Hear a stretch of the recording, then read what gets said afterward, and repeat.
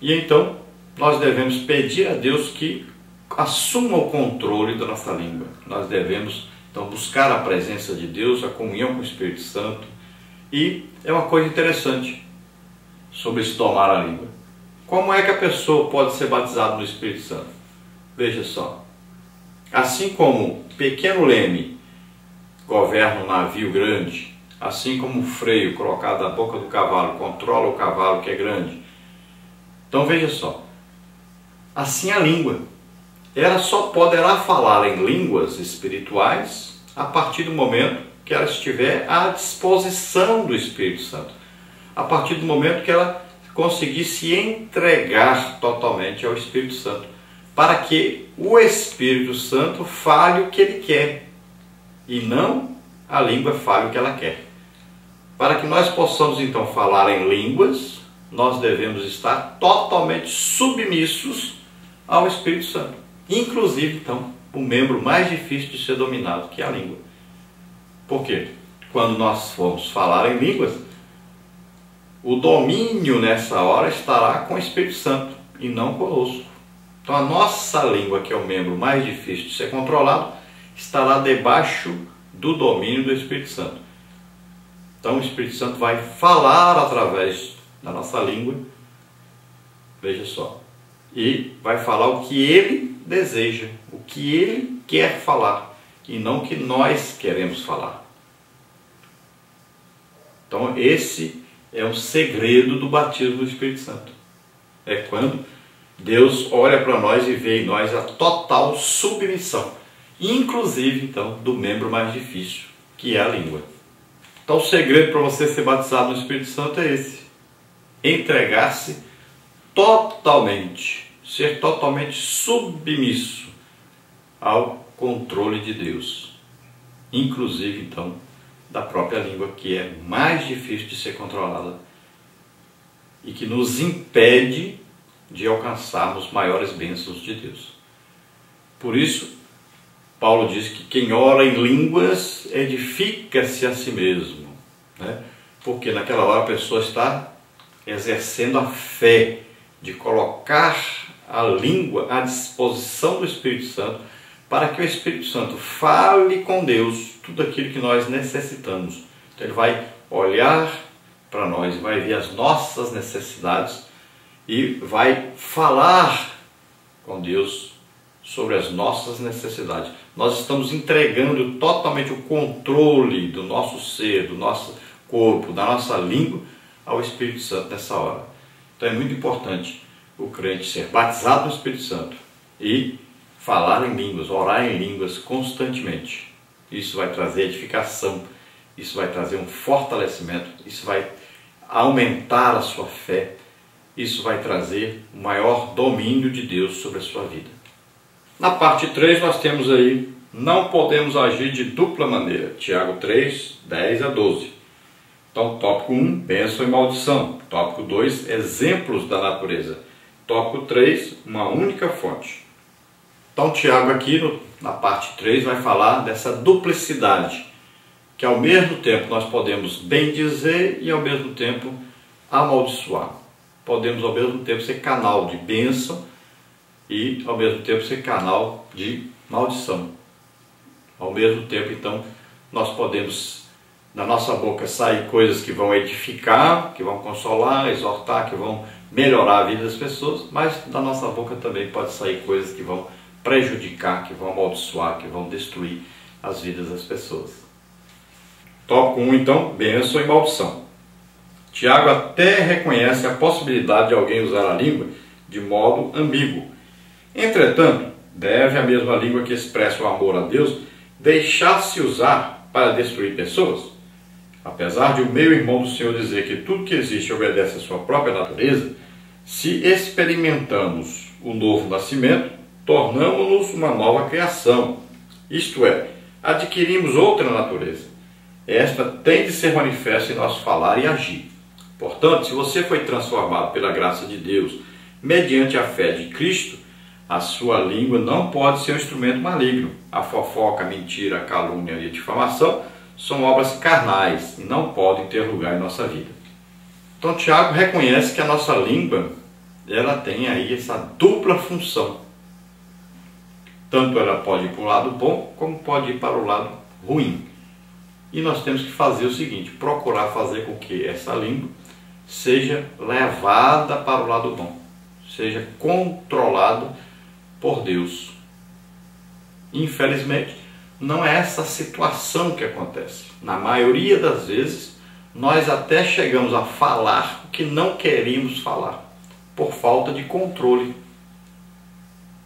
Então, o controle é importante, porque a mente deve estar cheia da palavra de Deus. A mente deve estar controlada para poder controlar o que vai falar. E o problema mais sério é esse que existe, porque nós temos uma vida dupla. Nós temos uma vida espiritual e temos uma vida material.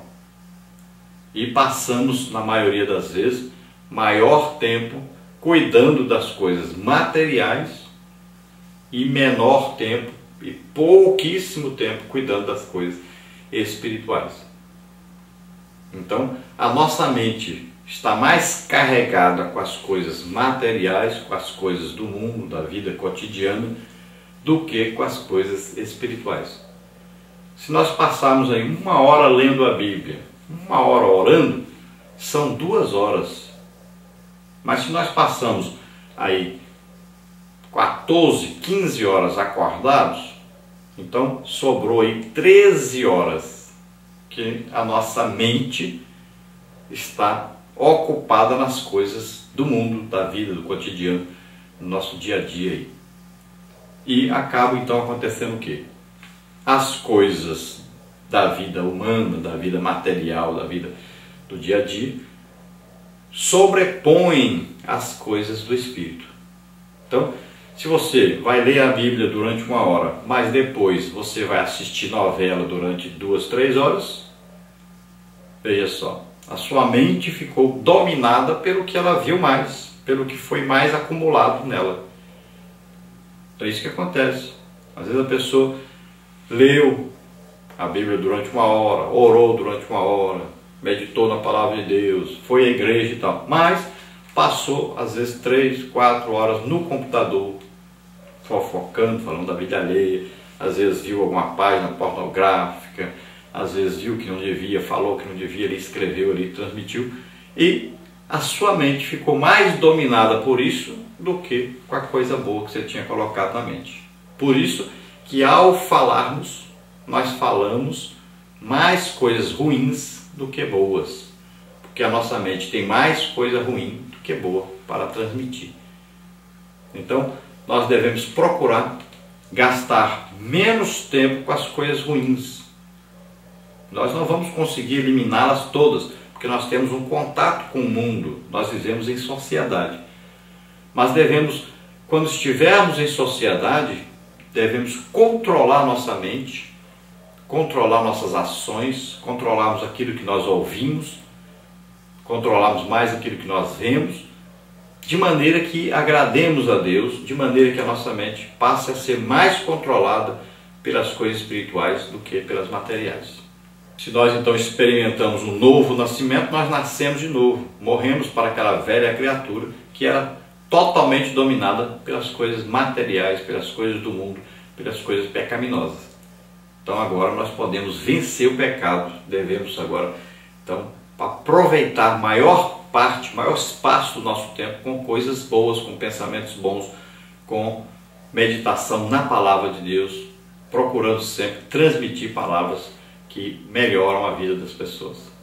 Tópico 2, exemplos da natureza. O líder da igreja de Jerusalém usa 2 exemplos da natureza para apontar a incoerência de agirmos duplamente. Tiago questiona a possibilidade de a fonte que jorra água doce jorrar igualmente água salgada.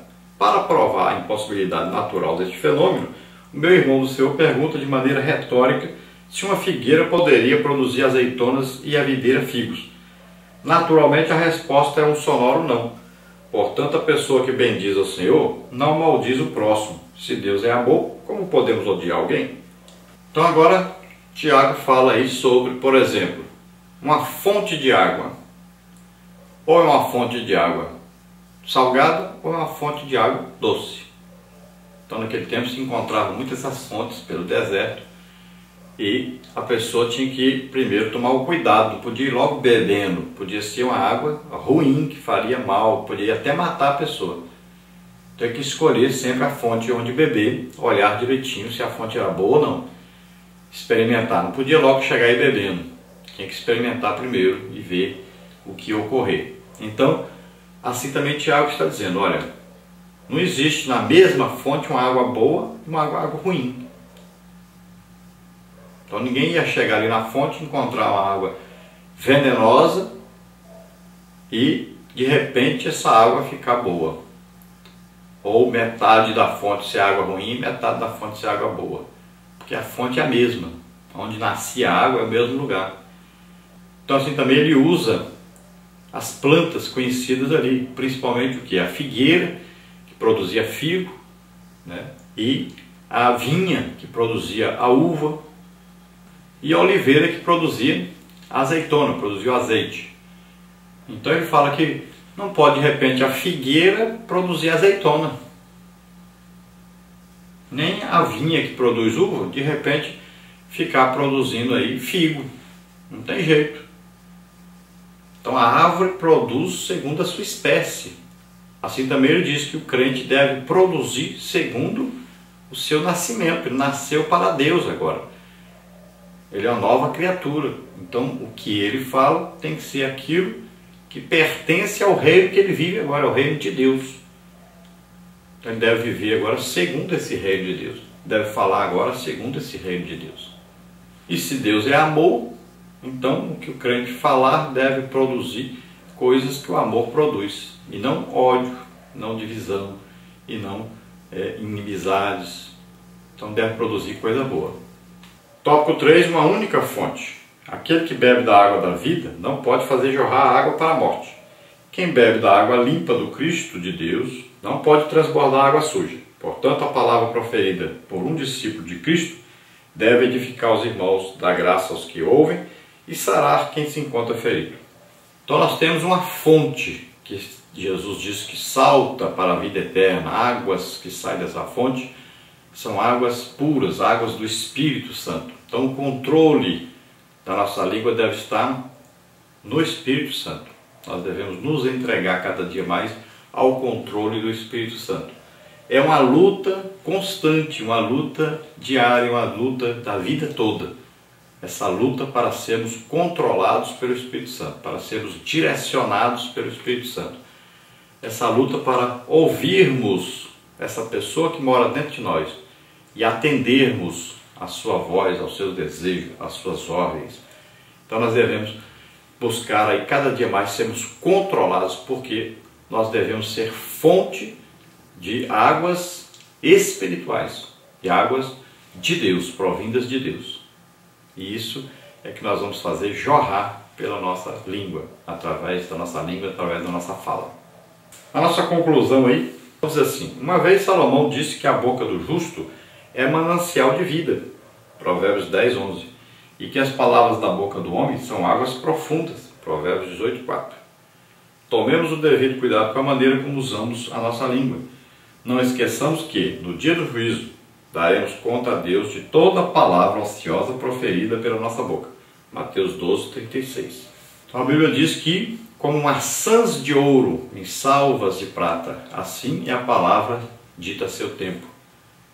Então veja bem a importância dessa palavra. E se nós vamos ser julgados pelas palavras que nós falamos, imagine, o nosso julgamento é muito triste.